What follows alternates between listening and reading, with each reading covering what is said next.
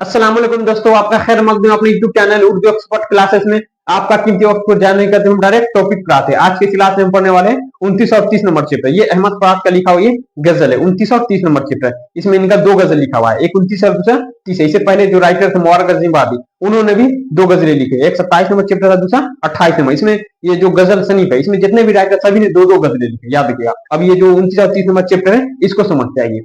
ये 29 और ये 30 नंबर चैप्टर, ये अहमद फराज का लिखा हुआ, इसमें दो गजल है, याद रखिएगा। अहमद फराज का लिखा हुआ इसमें दो गजल, पहला गजल जो है ये 29 नंबर चैप्टर है, दूसरा गजल जो है ये 30 नंबर चैप्टर, दोनों गजल अहमद फराज का लिखा हुआ है, याद रखिएगा। अब आइए अहमद फराज की हालात जिंदगी को समझते हैं। अहमद फराज की पैदाइश 1933 ईस्वी को पेशावर में, याद रखिएगा। क्वेश्चन आपसे एग्जाम पूछे अहमद फराज की पैदाइश कब और कहाँ हुई, अहमद फराज की पैदाइश कब और कहाँ हुई, कब हुई तो 1933 ईस्वी। कहाँ हुई, पेशावर में। पेशावर क्या थी, पाकिस्तान का एक शहर है, याद रखिएगा, पाकिस्तान का एक शहर है। जो पाकिस्तान है, पाकिस्तान का ही एक सूबा है, एक रियासत है, एक राज है, उसका ही ये क्या है, राजधानी है, याद रखिए। एक सूबा का ये राजधानी है, जिसका नाम क्या है, ये है पेशावर। ये खैबर पख्तूनख्वा एक क्या है, सूबा है, उसी का ये राजधानी है पेशावर, याद रखिएगा। ये कहाँ है, तो अभी मौजूदा वक्त में ये पाकिस्तान में है। जब 1933 ईस्वी को अहमद फराज की पैदाइश हुई थी, उस वक्त ये भारत का ही हिस्सा हुआ करता था। अभी मौजूदा वक्त में ये कहाँ है, ये पाकिस्तान का खैबर पख्तूनख्वा की ये राजधानी है, याद रखिएगा इसको। उसके बाद है अहमद फराज की इब्तदाई तालीम घर पर ही हासिल हुई। क्वेश्चन आपसे एग्जाम पूछे अहमद फराज की इब्तदाई तालीम कहाँ हुई, कहाँ हुई, तो इनकी इब्तदाई तालीम घर पर ही हासिल हुई, याद रखिएगा। उसके बाद है अहमद फराज का घरेलू माहौल अदबिया और शायराना था। क्वेश्चन आपसे एग्जाम पूछे अहमद फराज की घरेलू माहौल कैसी थी, कैसी थी, तो अदबी और शायराना थी, याद रखिएगा, अदबी और शायराना थी, याद रखिएगा। उसके बाद है अहमद फराज तालिबे इल्म के जमाने से ही शेर गोई कहना शुरू कर दिए। ये जो अहमद फराज थे, ये तालिबे इल्म के जमाने से ही, मतलब जो स्टूडेंट लाइफ में थे, ये जब स्टूडेंट लाइफ में थे उस वक्त इन्होंने ये शेर गोई कहना शुरू कर दिया। जब ये पढ़ ही रहे थे अपने स्टूडेंट लाइफ, जब पढ़ाई अपने जारी रखे हुए थे, बचपन में ये उन्होंने शेर गोई कहना स्टार्ट कर दी, याद रखिएगा। उसके बाद है अहमद फराज बुनियादी तौर पर रुमानी मिजाज के शायर है। क्वेश्चन आपसे यहाँ पूछे अहमद फराज बुनियादी तौर पर किस मिजाज के शायर, किस मिजाज के शायर थे, ये रुमानी मिजाज के शायर, याद रखिएगा। अहमद फराज बुनियादी तौर पर रुमानी मिजाज के शायर है, इसको याद रखिएगा। उसके बाद है अहमद फराज की शायरी का असल मेहवर हुस्न इश्क है। मतलब इसमें अहमद फराज की शायरी का असल मेहवर तो असल टॉपिक क्या है, क्या है इनका, तो हुस्न इश्क है, याद रखिएगा। इन्होंने औरतों के हुस्न इश्क के बारे में इसमें ज्यादा बताया। उसके बाद है अहमद फराज का रिसाला महनामा इश्तियाक दास्तान और हफ्तावार खादिम शाये हुआ। मतलब कि इसमें अहमद फराज का तीन गो इसमें रिसाला, तीन गो मैगजीन है, पत्रिका है, जो इसमें बताया गया कि शाये हुआ। जो इसमें एक दो इसमें है जो महीना में एक बार शाये होता था, एक हफ्तावार मतलब एक हफ्ता में होता था। इसमें कौन है, तो महीना मतलब महीना में जो शाये होता है उसका नाम क्या है, तो इश्तियाक और दास्तान। ये इनका लिखा हुआ क्या है, मैगजीन है, रिसाला, जो महीना में एक बार शाये होता था, एक बार छपता था। उसके बाद एक हफ्तावार मतलब ये हफ्ता में एक बार छपता था, जिसका नाम क्या है, खादिम। इनका लिखा हुआ तीन इसमें रिसाला, जिसमें क्या है, इश्तियाक, दास्तान और खादिम। ये इश्तियाक और दास्तान क्या है, ये महीना में एक बार शाये होता था, याद रखिएगा। इनका क्या है, रिसाला है, मैगजीन है। उसके बाद एक क्या है, एक है हफ्तावार, मतलब जो हफ्ता में एक बार छपता है, उसका नाम क्या है, खादिम, इसको याद रखिएगा। उसके बाद है अहमद फराज पेशावर यूनिवर्सिटी में लेक्चर हुए, याद रखिएगा। क्वेश्चन आपसे एग्जाम पूछे अहमद फराज किस यूनिवर्सिटी में लेक्चर बहाल हुए, किस यूनिवर्सिटी में, पेशावर यूनिवर्सिटी में, याद रखिएगा, पेशावर यूनिवर्सिटी में। उसके बाद है अहमद फराज के 12 शेरी मजमूए शाये हुए। अहमद फराज का लिखा हुआ कितना शेरी मजमू है, तब 12, याद रखिएगा। अब तक जितने इसमें हम राइटर मुसन्निफ पढ़े, सबसे ज्यादा शेरी मजमू इन्हीं का लिखा हुआ, 12 शेरी मजमू इनका शाये हुआ, याद रखिएगा। जिसमें पहला क्या है, इसमें तन्हा तन्हा तन्हा, दर्द आसूब, नायाफ। उसके बाद है सब फूल, मेरे ख्वाब रेजा रेजा। उसके बाद है जाना जाना, बे आवाज गली कूचों में। उसके बाद है ना बिना शहर में आईना। उसके बाद सब आवाजें मेरी है। उसके बाद है पस अंदाज मौसम। उसके बाद ख्वाब गुल परिसा है और गजल बहाना करूं। इनका 12 गो शेरी मजमू लिखा हुआ है, याद रखिएगा। क्वेश्चन आपसे क्या पूछे अहमद फराज का लिखा हुआ कितना शेरी मजमू है, कितना है, तब 12 है। या पूछे 2 नंबर का जो क्वेश्चन आता है उसमें पूछे अहमद फराज का लिखा हुआ किसी दो शेरी मजमू का नाम लिखे, तो आप इसमें से किसी को लिख सकते हैं, किसी को, आप जो आपको मन, तन्हा तन्हा लिख सकते हैं, दर्द आसूब, नायाब, सब खून, मेरा ख्वाब रेजा रेजा, जाना जाना, बे आवाज गली कूचों में। उसके बाद ना बिना शहर में आईना, सब आवाजें मेरी है, पस अंदाज मौसम, ख्वाब गुल परिसा है और लास्ट क्या है, गजल बहाना करो। इसमें से जो 12 को लिखा हुआ इसमें किसी दो को लिख सकते हैं, याद रखिए। इसमें से कोई दो को आप लिख सकते हैं। आप यकीन पूछे ये लिखा हुआ किसका, ये लिखा हुआ शेरी मजमू है, किसका है, ये अहमद फराज का लिखा हुआ शेरी मजमू है। उसके बाद है अहमद फराज 2009 ईस्वी को दरभंगा के मुशायरे में तशरीफ लाए थे। ये जो अहमद फराज थे, ये सिर्फ पाकिस्तान के ही शायर नहीं थे, बल्कि ये उर्दू आलमी शोहरत याफ्ता शायर थे, याद रखिएगा। उर्दू मतलब कि आलमी शोहरत याफ्ता शायर थे, मतलब जितने भी मतलब कि ममालिक है, सभी जगह ये ज्यादा मतलब मुशायरे में जाया करते थे। ये 2009 ईस्वी को कहा है, तो ये सूबे बिहार के एक जिला है जिसका नाम क्या है, दरभंगा है। दरभंगा जिला के मुशायरे में ये तशरीफ लाए थे। कब? तो 2009 ईस्वी को, याद रखिए। क्वेश्चन आपसे एग्जाम पूछे कि अहमद फराज बिहार के किस जिले के मतलब कि मुशायरे में तशरीफ आए, किस जिले के? याद रखिए किसमें, तो ये दरभंगा में 2009 ईस्वी को ये तशरीफ लाए थे एक मुशायरे में। इसके कुछ दिनों बाद ही इनका इंतकाल हो गया, कुछ दिनों बाद ही इनका इंतकाल हो गया 2009 ईस्वी को। अहमद फराज 2009 में ही यहाँ दरभंगा में तशरीफ लाए थे मुशायरे में, याद रखिएगा। और उसके चंद दिनों बाद ही, कुछ ही दिनों बाद 2009 ईस्वी को ही इनका इंतकाल हो गया। 2009 को बिहार आए थे, कहाँ? तो दरभंगा में। 2009 में ही इनका इंतकाल हो गया, ये इसको याद रखिएगा। अब आइए अहमद फराज का लिखा हुआ है जिसमें 2 गजल है, इसको समझते हैं। इनका लिखा हुआ 2 गजल, इसमें पहला गजल जो 29 नंबर चैप्टर है, दूसरा गजल जो ये 30 नंबर चैप्टर है। इसमें पहला गजल ये 5 अशार पे मुश्तमिल है, याद रखिएगा। दूसरा गजल कितना अशार पे मुश्तमिल है? ये 8 अशार पे मुश्तमिल है। अब आइए पहले गजल को इसमें समझते हैं। इसमें आपको स्क्रीन पर ये दिखाई दे रहा होगा, दौलते दर्द को दुनिया से छुपा कर रखना, आंख में बूंद न हो दिल में समंदर रखना। ये गजल के पहले शेर है। इसको क्या कहते हैं? इसको मतला कहते हैं, याद रखिएगा। दौलते दर्द को दुनिया से छुपा कर रखना, आंख में बूंद न हो दिल में समंदर रखना। इसमें शायद जो अहमद फराज है ये कहना चाह रहा है कि दर्द की जो दौलत है इसको दुनिया से छुपा कर रखना, किसी को मतलब बताना नहीं चाहिए कि मुझे ये तकलीफ है, ये दर्द है, मतलब ये जो दर्द की दौलत इसको किसी को बताना नहीं चाहिए, सबसे छुपा कर रखना चाहिए। आंख में बूंद और दिल में समंदर रखना, मतलब आंखों में मतलब कि आंसू दिखाई नहीं देना चाहिए लोगों के सामने, लेकिन दिल में एकदम मतलब कि आंसुओं का एकदम भंडार लगा हुआ है, दिल में एकदम आंसुओं का समुंदर रहना चाहिए, लेकिन आंखों पे नहीं आना चाहिए कि दुनिया वालों को मतलब समझ में नहीं आए कि हमें क्या तकलीफ है। यही इसमें कहना चाह रहे हैं। उसके बाद है, कल गए गुजरे जमानों का ख्याल आएगा, आज इतना भी न रातों को मनोवर रखना।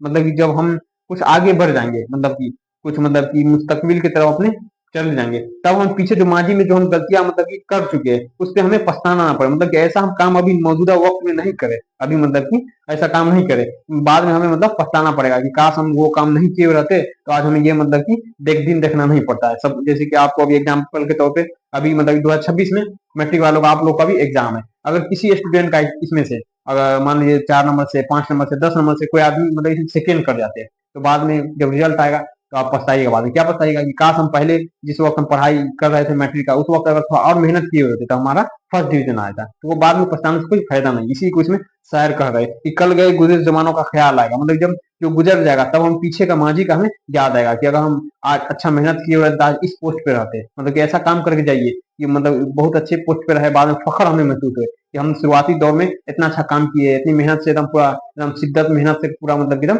पढ़ाई किए, मेहनत किए, तालीम हासिल की, तो आज हम बहुत अच्छे ओहदे पे, बहुत अच्छे क्या पोस्ट पे फायदे देते। हमें फख्र होना चाहिए मतलब कि आगे चल के, ये नहीं कि हमें पछताना पड़े।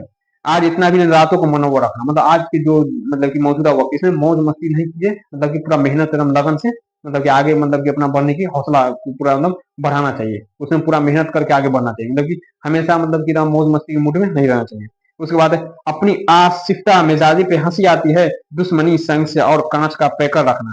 इसमें जो अहमद फराज ये कहना चाह रहे कि मेरा जो मिजाज है ये मतलब एकदम बिखरा हुआ है, मेरा जो मिजाज है एकदम बिखरा हुआ है। काहे बिखरा हुआ? मतलब अपने मिजाज पे ही हमको हंसी आती है। काहे हंसी आती है? कि दुश्मनी संग से और कांच का पैखरा, मतलब खुद क्या है, मतलब खुद हम क्या है, कांच है, हम खुद कांच है।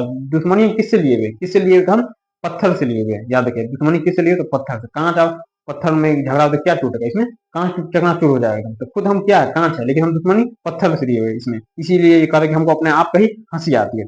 उसके बाद है, आस कब दिल को न थी तेरे आ जाने की, पर न ऐसी के कदम घर से बाहर न रखना। मतलब कि इसमें शायर मतलब कि कहना चाह रहा है कि अपनी महबूबा की तरफ इशारा करते हुए, मतलब कब हमारे मतलब कि उम्मीद मेरे दिल में नहीं था, मतलब तुम हमसे मिलने आओ, तुम्हारे लिए मतलब कि हम घर से कदम बाहर भी नहीं रखते कि अगर हम बाहर चले जाए तुम आगे तो तुम उस वक्त हम घर में मौजूद नहीं रहेंगे, तो हम तुम्हारा मुलाकात हमसे नहीं होगा, इसलिए हम घर से बाहर भी मतलब नहीं जाती है, हम अभी तक उम्मीद लिए बैठे कि तुम हमसे मिलने आओगी।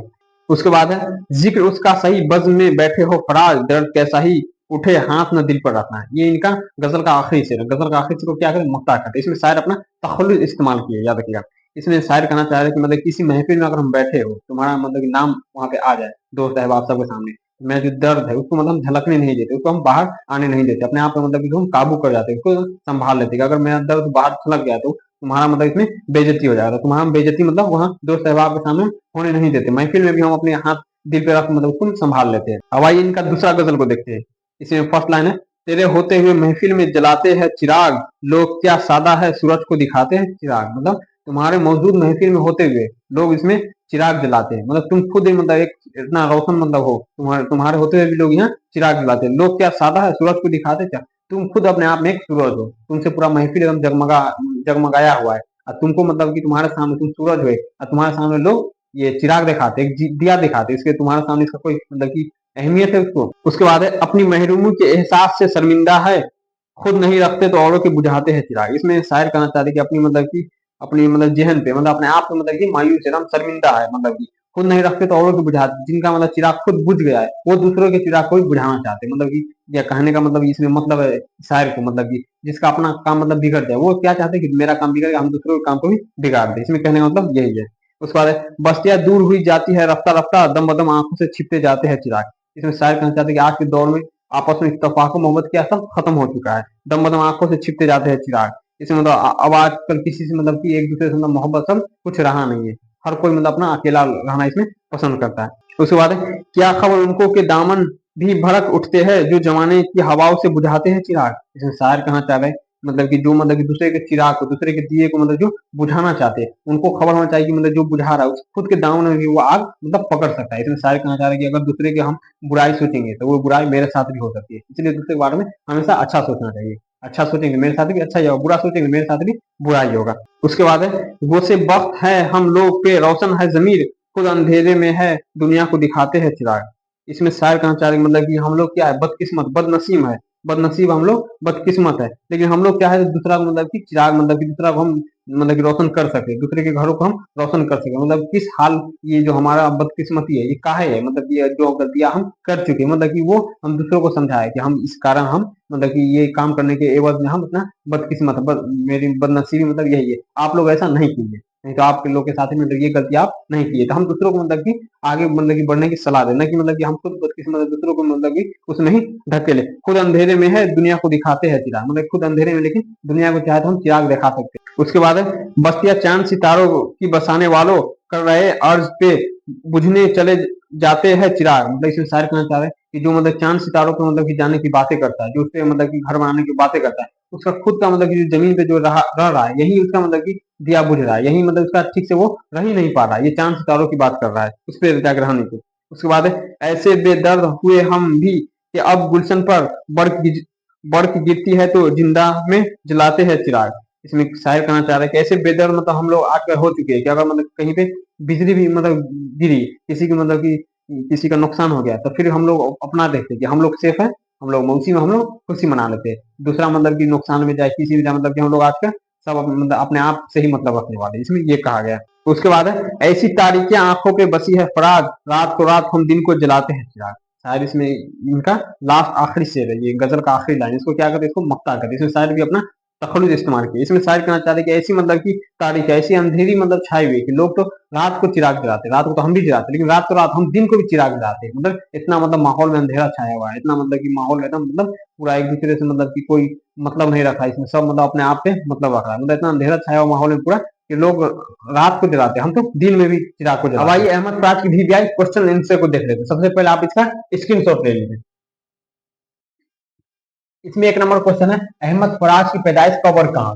याद रखिए अहमद फराज की पैदाइश कब और कहाँ। क्वेश्चन आपसे हम पूछे अहमद फराज की पैदाइश कब और कहाँ कब हुई 1933 ईस्वी। कहाँ हुई? पेशावर में, पेशावर पाकिस्तान में। ये पेशावर क्या है? तो पाकिस्तान का एक शहर का नाम पेशावर। याद रखिए पाकिस्तान का एक सूबा, एक रियासत है, एक राज्य है जिसका नाम क्या है? खैबर पख्तूनख्वा। याद रखिए खैबर पख्तूनख्वा की है यह राजधानी है। याद रखिए खैबर पख्तूनख्वा की राजधानी है जिसका नाम क्या है? पेशावर है। ये पेशावर क्या था? पाकिस्तान का एक शहर है, इसको याद रखिएगा। उसके बाद है नेक्स्ट हमारा अहमद फराज की इब्तदाई तालीम कहाँ हुई? अहमद फराज की इब्तदाई तालीम कहाँ कहाँ? तो घर पर ही हासिल हुई। क्वेश्चन आपसे यहाँ पूछे अहमद फराज की इब्तदाई तालीम कहाँ? याद रखिए घर पर ही उनकी इब्तदाई तालीम हासिल हुई है। उसके बाद है अहमद फराज का घरेलू माहौल कैसा था? क्वेश्चन आपसे यहाँ पूछे अहमद फराज का घरेलू माहौल कैसा था? कैसा था? अदबी और शायराना। याद रखिएगा अदबी और शायराना था। इसका आंसर क्या हो जाएगा? अदबी और शायराना था। उसके बाद 4 नंबर क्वेश्चन अहमद फराज की शेर गोई की इब्तिदा कब हुई? अहमद फराज की शेर गोई की इब्तिदा कब हुई? कब हुई? तालिबे इल्मी के जमाने से। याद रखिए तालिबे इल्मी के जमाने, जब ये स्टूडेंट लाइफ में थे, जब अपना स्टडी कर रहे थे, जब अपना पढ़ाई मतलब की पढ़ ही रहे थे, उसी वक्त ये शेर कहना शुरू किए थे। एक और थे हमारे मिर्जा सफदुल्ला खान गालिब। याद रखें मिर्जा सफदुल्ला खान गालिब, वो भी शेर गोई की इब्तिदा कब किए थे? तालिबे इल्म के जमाने से, जब वो अपना स्टडी लाइफ में थे, पढ़ ही रहे थे, उसी वक्त से वो भी शेर कहना स्टार्ट किए थे। याद रखिए ये भी अहमद फराज ये भी तालिबे इल्म के जमाने से ही शेर कहना स्टार्ट किए थे, इसको याद रखिएगा। उसके बाद 5 नंबर क्वेश्चन, अहमद फराज का ताल्लुक किस मुल्क से? अहमद फराज का ताल्लुक किस मुल्क से? हम बताइए किस मुल्क से? तो पाकिस्तान से। पाकिस्तान के किस शहर से? किस शहर से? तो पेशावर से। पूछे कि अहमद फराज का पाकिस्तान के किस शहर में? किस शहर में? तो पेशावर में, याद रखिएगा पेशावर में। उसके बाद है इसका आंसर क्या हो जाएगा? पाकिस्तान हो जाएगा। अहमद फराज का ताल्लुक किस मुल्क से? तो पाकिस्तान से। उसके बाद है अहमद फराज का इंतकाल कब हुआ? अहमद फराज का इंतकाल कब हुआ? कब हुआ? तो 2009 ईस्वी को, याद रखें 2009 ईस्वी को इनका इंतकाल हो गया। इंतकाल से चंद ही कुछ ही दिनों पहले, बिहार के जिला दरभंगा में एक मुशायरे में तशरीफ लाए थे। याद रखें 2009 में ही यहाँ आए थे, बिहार भी आए थे। उसी के बाद कुछ दिनों के बाद इनका इंतकाल, 2009 ईस्वी को ही इनका इंतकाल हो गया। अब आइए जो इसमें किताब में जो दिया गया VVI क्वेश्चन आंसर ऑब्जेक्टिव, इसको भी देख लेते हैं। इसमें मुख्तसर तरीन सवाल हैं। ऑब्जेक्टिव इसमें आपको स्क्रीन पर ये दिखाई दे जाएगा, इसको भी देख लेते हैं। 1 नंबर क्वेश्चन है, अहमद फराज की पैदाइश कब हुई? अहमद फराज की पैदाइश कब हुई? हम बताए कब हुई इनकी पैदाइश? तो 1933 ईस्वी को, याद रखिए। इसका आंसर क्या हो जाएगा? 1933 ईस्वी। उसके बाद 2 नंबर क्वेश्चन है, अहमद फराज कहाँ पैदा हुए? अहमद फराज कहाँ पैदा हुए? कहाँ हुए? तो पेशावर पाकिस्तान में, याद रखिए पेशावर। और पाकिस्तान में लिख सकते हैं किस देश में? तो पाकिस्तान में। किस मुल्क में? तो पाकिस्तान में। इसे पूछे किस शहर में था? पेशावर में। उसके बाद 3 नंबर क्वेश्चन है, अहमद फराज किस यूनिवर्सिटी में लेक्चर हुए? किस यूनिवर्सिटी में लेक्चर हुए? इसका आंसर क्या हो जाएगा? इसका आंसर हो जाएगा पेशावर यूनिवर्सिटी में लेक्चर हुए। याद रखिए किस यूनिवर्सिटी में? तो पेशावर यूनिवर्सिटी में। उसके बाद 4 नंबर क्वेश्चन है, अहमद फराज किस इदारा के मैनेजिंग डायरेक्टर हुए? अहमद फराज किस इदारा के मैनेजिंग डायरेक्टर? इसका आंसर क्या हो जाएगा? National book foundation Pakistan. इसका आंसर क्या हो जाएगा? National book foundation Pakistan. उसके बाद हो जाएगा नेक्स्ट हमारा 5 नंबर क्वेश्चन है, अपनी मौत से कुछ ही दिनों पहले वो बिहार के किस शोबे के मुशायरे में तशरीफ लाए थे? अहमद फराज अपने मौत से कुछ ही दिनों पहले सूबे बिहार के किस जिले में मतलब ये तशरीफ लाए थे? कहाँ मतलब ये मुशायरे में तशरीफ लाए थे? कहाँ लाए थे? तो दरभंगा में। याद रखें दरभंगा में ये तशरीफ लाए। कब लाए थे? तो 2009 ईस्वी को। उसके बाद next 6 number question, Ahmad Faraz की शायरी के कितने मजमूए शाये हुए? हम आपको बताएं कितने शायरी मजमूए हैं इनके? 12 है। याद किया अहमद फराज की शायरी के कितने मजमूए शाये हुए? तो 12। इनका सबसे ज्यादा इन्हीं का लिखा 12 इनका शेरी मजमुआ है। याद रखिएगा इसका आंसर क्या हो जाएगा? 12 हो जाएगा। उसके बाद नेक्स्ट है मुख्तसर सवालात, इसको भी देख लेते हैं। इसमें 1 नंबर है, अहमद फराज बुनियादी तौर पर किस मिजाज के शायर हैं? ये भी हम आपको बताए अहमद फराज बुनियादी तौर पर किस मिजाज के शायर थे? ये रूमानी मिजाज के शायर। याद रखिएगा क्वेश्चन आपसे यहाँ पूछे अहमद फराज बुनियादी तौर पर किस मिजाज के शायर थे? इसका आंसर क्या हो जाएगा? रूमानी मिजाज के। उसके बाद 2 नंबर क्वेश्चन है, अहमद फराज की शायरी का असल महवर क्या है? अहमद फराज की शायरी का असल महवर क्या है? इसका आंसर क्या हो जाएगा? हुस्न इश्क। याद रखिएगा हुस्न इश्क हो जाएगा। उसके बाद 3 नंबर क्वेश्चन, अहमद फराज की शायरी किस किस हल्के में मकबूल है? किस किस हल्के में? तो ये गजल गोई भी क्या करते थे, नजम निगारी भी क्या करते थे, ये सियासी गजल भी लिखा करते थे, सियासी और समाजी सभी तरह के मतलब मसाइल को अपनी नज्मों के जरिए उभारा करते थे। याद रखिए ये सब इनका आंसर हो जाएगा। उसके बाद 4 नंबर क्वेश्चन है, अहमद फराज के इदारात में कौन कौन से महीनामे और हफ्तावार शायरी? इसमें कहा जाएगा इनका जो रिसाला है कौन कौन सा मतलब कि महीना में छपता था, कौन कौन सा हफ्ता में। तो महीना वाला का नाम क्या है? महीना में जो छपता था उसका नाम क्या है? उसका नाम है इश्तियाक और दास्तान। ये था महीना में, मतलब ये महीना में छपता था। एक क्या था? हफ्तावार। हफ्तावार का नाम क्या था? हफ्तावार का नाम इसमें दिया खादिम। याद रखिएगा इसमें जो माहनाम है उसका नाम है इश्तियाक और दास्तान, हफ्तावार का नाम क्या था? खादिम। ये इसका आंसर हो जाएगा। उसके बाद 5 नंबर क्वेश्चन है, उर्दू गजल की रवायत में आजाद गजल का तजुर्बा कैसा रहा? कैसा रहा? तो हम बताए उर्दू गजल की रवायत में आजाद गजल का तजुर्बा नाकाम रहा। इसका आंसर क्या हो जाएगा? नाकाम हो जाएगा। उसके बाद 6 नंबर क्वेश्चन है, गजल अरबी की किस सनीफ से माखूज है? गजल अरबी की किस सनीफ से माखूज? हम बताए अरबी के कसीदा के तस्वीर से माखूज है। याद रखिएगा। उसके बाद 7 नंबर क्वेश्चन है, जिस गजल में रदीफ ना हो उस गजल को क्या कहते हैं? जिस गजल में रदीफ ना हो उस गजल को क्या कहते हैं? गैर मुरद्दीफ गजल कहा जाता है। याद रखिए क्या हो जाएगा इसका आंसर? गैर मुरद्दीफ गजल। उसके बाद 8 नंबर क्वेश्चन है, दक्षिण के किस शायर के जरिए उर्दू गजल शुमार तक पहुंची? दक्षिण के किस शायर के जरिए उर्दू गजल शुमार तक पहुंची? इसका आंसर क्या हो जाएगा? वली दखनी के जरिए। याद रखिएगा वली दखनी इसका आंसर हो जाएगा। उसके बाद 9 नंबर क्वेश्चन है, गजल के पहले शेर को क्या कहते हैं? गजल के पहले शेर को क्या कहते हैं? जानते हैं इसको क्या कहते हैं? इसको इसको मतला कहते हैं। याद रखिए इसको मतला कहते हैं। और 10 नंबर क्वेश्चन है उसका नेक्स्ट और लास्ट यही है, गजल के आखिरी शेर को क्या कहते हैं? गजल के आखिरी शेर को क्या कहते हैं? इसको मक्ता कहते हैं। याद रखिए इसको मक्ता कहते हैं। इसमें जितना भी क्वेश्चन आंसर था किताब में हो या ये चैप्टर से बाहर हो सभी हम आपको इसमें बता दिए। ये जो कहानी है, ये जो गजल है, इसको भी हम आपको पूरा अच्छे तरीके से इसको भी हम बता दिए। उम्मीद है कि आपको ये पूरा समझ में आया होगा। अगर इसको समझने में फिर भी कोई आपको डाउट हो, कोई दिक्कत होता हो कमेंट में जरूर बताएगा। तब तक के लिए खुदा हाफिज़।